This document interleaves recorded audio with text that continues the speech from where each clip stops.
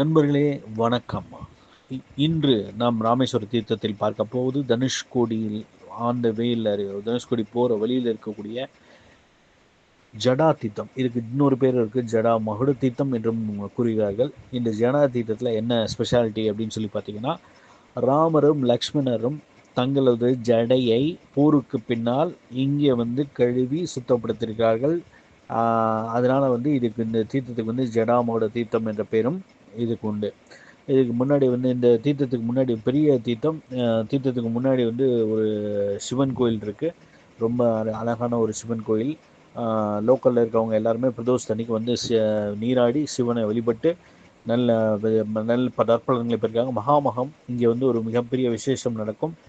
12 வருடத்துக்கு ஒரு முறை வரக்கூடிய மகத்தில் இங்கே லட்சக்கணக்கான பேர் கூடி இந்த தீர்த்தத்தில் நீராடி சிவனை தரிசனம் பண்ணுறது ரொம்ப வழக்கமாக கொண்டு இருக்காங்க. ரொம்ப அற்புதமான ஒரு தீர்த்தம். அனைவரும் வாருங்கள், இந்த தீர்த்தத்தை குளித்து சிவனை தரிசித்து அந்த ஆண்டவனுடைய அருளை பெறுங்கள் என்று அழைக்கிறோம். நன்றி, வணக்கம்.